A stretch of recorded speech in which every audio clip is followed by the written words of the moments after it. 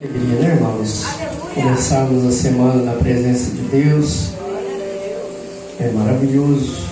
Vamos abrir as nossas Bíblias no Evangelho de Lucas.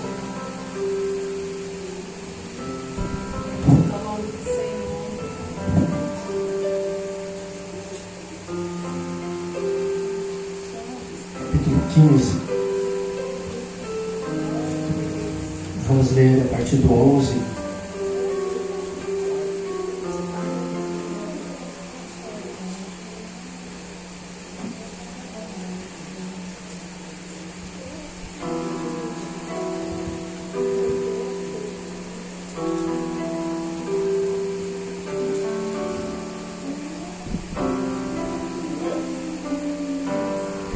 O Evangelho de Lucas, capítulo 15, a partir do versículo 11, que está escrito assim: E disse um certo homem tinha 2 filhos, e o mais moço deles disse ao seu pai: Pai, dá-me a parte dos meus bens que me pertence.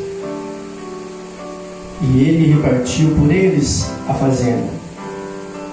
E poucos dias depois, o filho mais novo, juntando tudo, partiu para uma terra longínqua e ali desperdiçou os seus bens, vivendo dissolutamente. E havendo gastado tudo, houve naquela terra grande fome e começou a padecer necessidades. Senhor, meu Deus, muito obrigado, ó Pai, pela boa oportunidade de estarmos na Tua casa, e queremos pedir que o Senhor fale ainda mais conosco essa noite, pois nós precisamos ouvir a Tua voz, ouvir a Tua palavra. Precisamos de Ti, ó Deus. Abençoa os meus irmãos em nome de Jesus. Amém. Os irmãos podem tomar assento e podem aplaudir ao Senhor com bastante alegria.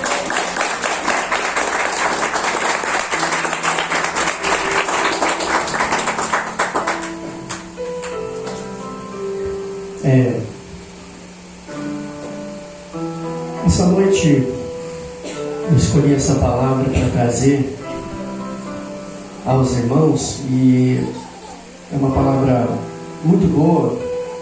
Todas as palavras mencionadas no texto sagrado, nas escrituras santas, sagradas da Bíblia, todos os textos são bons, mas para a noite de hoje acredito que essa é uma palavra muito especial. Nós temos aqui bastante jovens, né? A partir de mim, então aí um grande número de jovens para ouvir a palavra de Deus, e é uma boa oportunidade para falar. Irmãos, meus irmãos mais novos também, é normal, dado uma certa idade, o jovem ele se incomodar com as coisas de dentro de casa. Isso é meio que natural. No reino animal, quando a mãe ela percebe, né, a mãe lá do passarinho, a mãe passarinha, quando ela percebe que o filho já está criando asinha, até usa esse termo para falar, já está criando asinha, né? Quando a mãe passarinho lá, ela percebe que o filhotinho está criando asinha, ela vai lá e dá um empurrão nele para fora. Se voar bem, se não voar bem, suma daqui, rapaz, vai ver essa vida. Mas ao contrário da mãe passarinho, a mãe ser humano, ela, se ela puder, ela guarda todos os filhinhos no vidrinho, não deixa ninguém sair. Essa é a verdade. Mas o filho, por outro lado, já começa a ficar bastante incomodado. Nada tá bom, as regras já não parecem não caberem mais, e há um desgaste emocional muito. O adolescente, né, é muito difícil de lidar. E vou usar a frase, a palavra de efeito de pregadores. É interessante que tem pessoas que passam da adolescência, esse negócio, essa coisa emocional, ela não vai embora. A pessoa casa, vai morar com o marido, vai morar com a mulher, e essa inconstância emocional continua. Se está tudo bem, está emocionado. Se está tudo mal, está emocionado. Se está com dinheiro, se emociona. Se está sem dinheiro, se emociona também. Não quer dormir à noite, não quer deixar um parceiro, uma parceira dormir de noite. E é uma coisa de doido, né? Mas tem gente que passa da fase da adolescência e entra na fase da maturidade, a fase madura. E nova etapa, nova vida. Mas o adolescente, o mais jovem, né?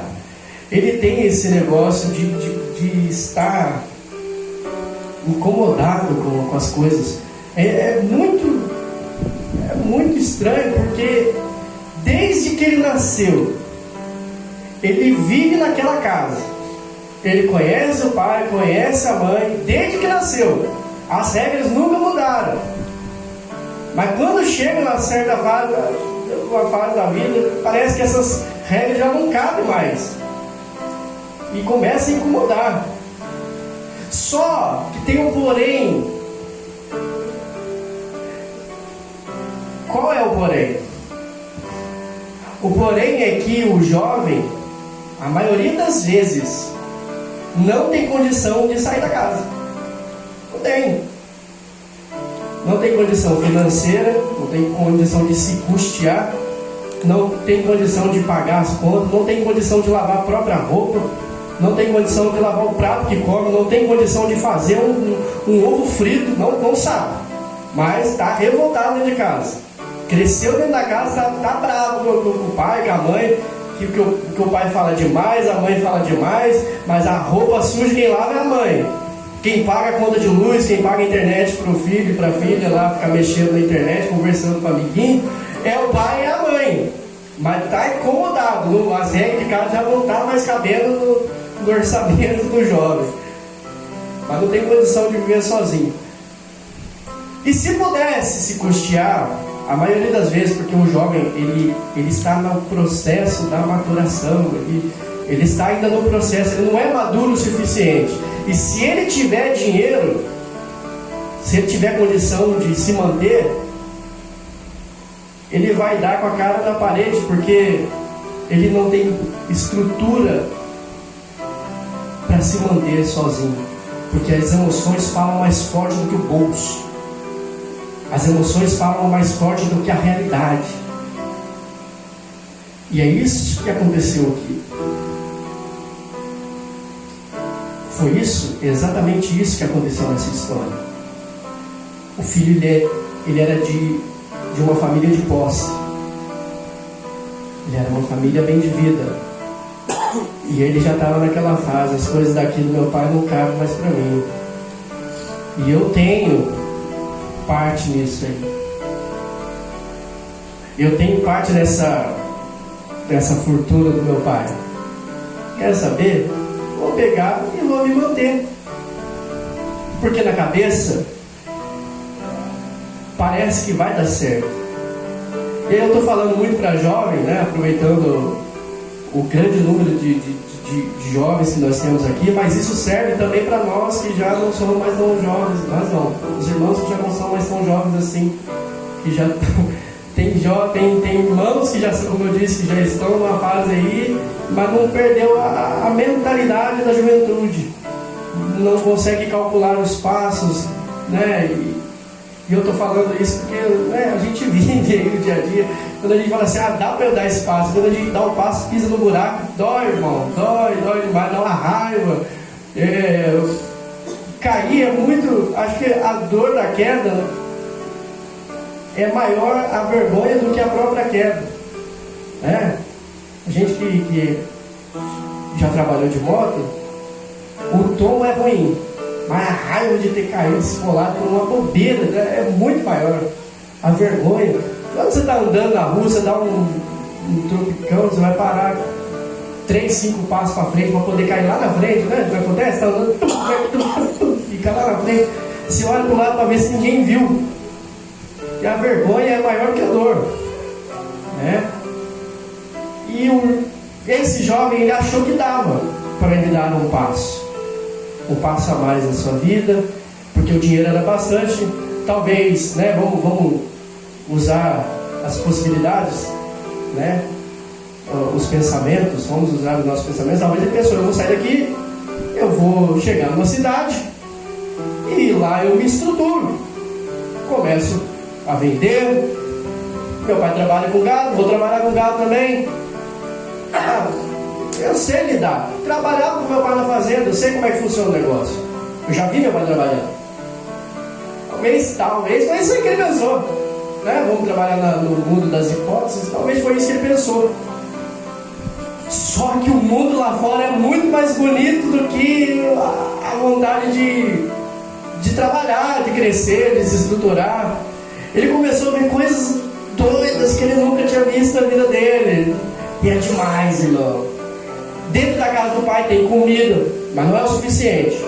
Dentro da casa do pai tem roupa lavada, tem roupa para vestir e ainda lavada. E se começar a desbotar, no Natal você vai ganhar outra roupa. No seu aniversário você vai ganhar uma roupa. Tem comida, tem roupa, tem Wi-Fi às vezes, né? Às vezes não tem, às vezes tem.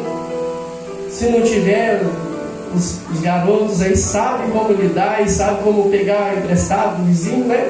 Aprendendo talvez lá com a viúva, né? Lá e pega emprestado com o vizinho. Aí, talvez aprenderam, né? É assim, dá-se um jeito para tudo, né? Mas não tá bom. Bora tentar dar um passo. E aí vai.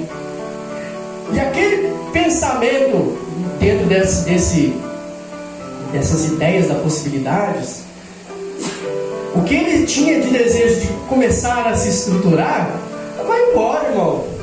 Ó, dinheiro no bolso, amigos para festejar. Ele nunca viu uma festa na vida. Ele nunca viu as coisas que ele viu na vida dele, irmão. Nunca viu. Era só vaca, boi, gado, campo, mato. Ele nunca viu aquelas coisas de doido que tem lá fora. Aí ele vai, e quando você tem dinheiro, quando se tem dinheiro, né? Melhor falar assim, quando se tem dinheiro, tem gente de tudo que é lado para curtir. Rapaz, tem um lugar bom ali pra gente ir. Rapaz, já foi em tal lugar. Rapaz, já foi. Olha, do seu perfil aqui no nosso meio, rapaz, você vai à festa. Você faz a festa.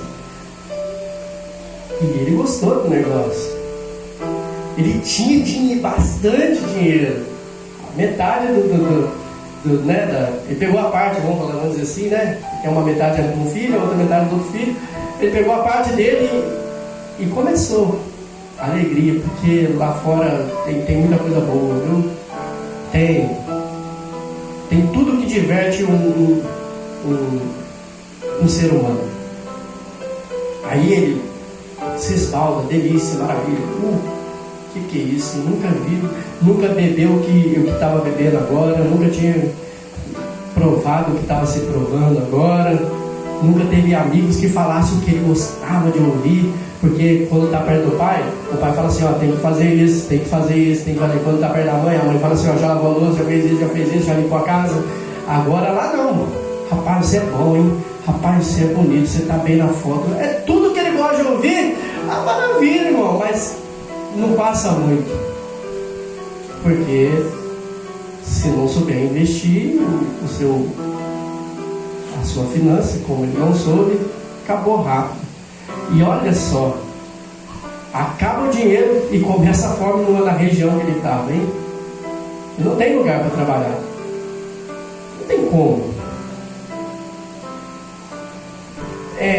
Essa palavra, Jesus ele começa a contar essas parábolas, são 3 parábolas, e a gente já passeou por essas parábolas algumas vezes.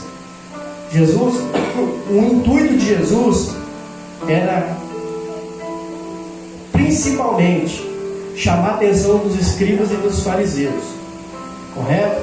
Por quê? Porque os escribas, os fariseus lá do movimento lá, eles começaram a questionar por que é que Jesus se dava com pecadores, publicanos, sendo ele um homem da lei, um homem de uma estrutura. Por que é que ele estava dando atenção para essas pessoas pecadoras? Então Jesus, em resposta aos fariseus, fala assim, olha, o pastor Ele tem 100 ovelhas, mas uma se perde, ele vai atrás dessa ovelha perdida. Ele é o pastor, ele vai atrás.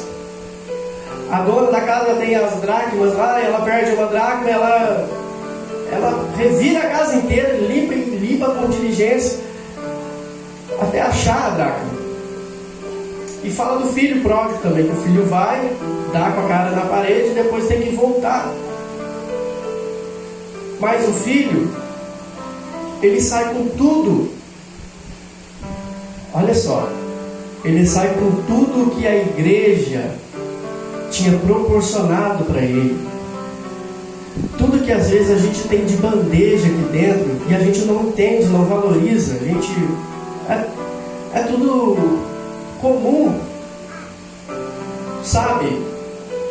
Não tem aquela sensação de presença, não tem mais, porque já acostumou. Isso é perigoso. E aí ele pede: eu quero que é meu, daqui de dentro da casa. Ele recebe tudo que tem direito daqui de dentro da casa e sai, e não sabe se manter fora. Aí entra o que eu quero falar essa noite. É difícil às vezes estar debaixo das ordens, dos mandamentos, da lei do Pai. É difícil, irmãos, é difícil seguir as regrinhas básicas da igreja. É difícil. Outro dia eu estava vendo uma entrevista, eu posso dizer assim. Aí o pastor estava falando: olha, Deus ele dá para o povo de Israel 10 mandamentos principais. 10 principais mandamentos. Mas nós não conseguimos cumprir com excelência, talvez nenhum. É difícil. Então todos os dias que a gente vem para a igreja, porque igreja não é ponto de encontro, igreja não é praça, igreja não é cinema, não é parque. Igreja não é lazer, não é entretenimento. Não é esse o intuito das pessoas que vêm para a igreja. Igreja é uma casa que todo dia vai ensinando o filho o caminho da maturidade. E quando vamos estar maduros o suficiente? Tem 2 jeitos de atingir a maturidade perfeita, na qual a gente está falando hoje. Uma, atingindo a estatura de varão perfeito, mas daí não fica aqui, vai embora. E outra, quando o Senhor vier nas nuvens, nós automaticamente seremos transformados de um corpo corruptível para um corpo de incorruptibilidade, e subiremos. É assim, ó, pum, automático, não sabe nada. Mas Jesus voltou, e enquanto isso não acontece, estamos no processo. O Pai está ensinando, tem que limpar a casa. O Pai está ensinando, tem que se arrumar melhor. O Pai está ensinando, tem que escovar o dente, tem que tomar banho. O Pai está ensinando, tem que adorar. O Pai está ensinando, tem que falar comigo durante as madrugadas, durante a manhã, tem que falar comigo, tem que meditar nos meus estatutos. O Pai está ensinando. Isso é igreja. E o processo da maturidade é esse, não tem jeito, todos os dias, irmão, não tem, é impossível. Pode ser, porque assim nós aprendemos aqui, deixa a doutrina para o pastor, e o evangelista vai trazer uma palavra de avivamento, uma palavra de levante, mas é impossível a palavra de Deus não vir, mesmo a palavra de avivamento, é impossível uma palavra de avivamento que venha sobre nós, uma palavra de vitória que venha sobre nós, que fala assim: olha, mas para chegar lá tem um processo. Então todos os dias a gente vem para aprender como viver nesse mundo, sendo filho do dono da herança. Aí muitos não aguentam. Olha, é muito difícil. Eu vou na igreja, o pastor fala o jeito que eu tenho que andar. Eu vou na igreja, a irmã fala o jeito que eu tenho que vestir. Eu vou na igreja e tem que ser assim. Eu vou na igreja e tem que andar desse jeito. Eu vou na igreja. E as pessoas estão muito incomodadas. Não quer saber? Dá minha parte. Eu vou viver minha vida. E aí é o grande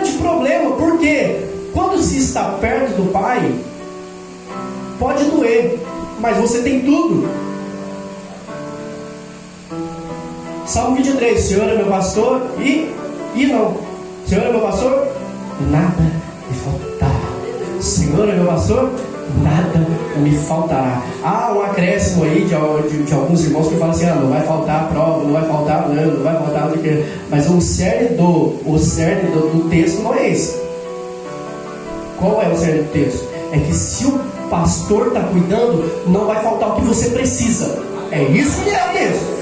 Podemos falar que não vai faltar a prova? Podemos, positivo. Podemos falar que não vai faltar a dor? Podemos, claro, não vai faltar a dor. Mas se o pastor está cuidando do rebanho, não vai faltar o que a ovelha precisa. O que a ovelha precisa, não o que a ovelha quer. É diferente, irmãos. Deus, o Pai sempre vai dar o que a gente precisa, mas não Ele vai dar tudo que a gente quer. Então estar perto do Pai, às vezes é muito difícil, porque todo dia é uma coxada, todo dia é um aperto, todo dia é um puxão de orelha, todo dia é assim, estar perto do Pai. Porém, estando perto do Pai, Pai, eu preciso do milagre. Pai, na hora certa, na hora que Ele vê que você vai poder receber o milagre, Ele vai dar o milagre. Pai, eu preciso. E quanto mais perto do Pai, mais a presença desse Pai envolve o filho. Imagina um frio muito constante. E eu não sei se todos tiveram essa experiência, mas um frio pode ser o frio mais doloroso. Mas quando o Pai abraça, parece que está com frio. Porque perto do Pai é tudo muito melhor. É tudo muito melhor. Agora, quando se afasta do Pai, as condições de se manter vivo começam a se acabar. Quanto mais eu me distancio desse Pai, mais as deficiências do meu interior começam a aparecer. Mais a minha fraqueza e a minha imaturidade começa a aparecer. Porque o mundo lá fora é exatamente como está narrado aqui. O mundo lá fora é como se fosse um sanguessuga que tirasse todas as suas forças e tudo que você tem. E a distância do Pai não faz com que você não tenha o que recorrer. Eu vou falar com quem? Agora até, né? Se eu estiver muito longe, eu vou falar: Pai, tem jeito. Agora, imagina nesse tempo, quanto mais longe do Pai, e essa é a nossa realidade de igreja, irmão. Não tem Wi-Fi, não tem WhatsApp, só tem um jeito de falar com Deus, estando dentro da casa. Ver fora da casa, porque a casa do Pai, do nosso Pai, não se constitui nessas quatro paredes. A casa do Pai está onde eu estou, então a qualquer momento eu posso clamar por Ele. Então é nesse aspecto. Quanto mais distante da presença de Deus, mais fraco eu fico. Quanto mais distante da presença de Deus, mais miserável eu sou. Quanto mais distante da presença de Deus, eu me aproximo de porco. Quanto mais distante da presença de Deus, eu tenho vontade de comer o que o porco está comendo. Ainda que seja ração de porco, não é comida de gente, pelo amor de Deus.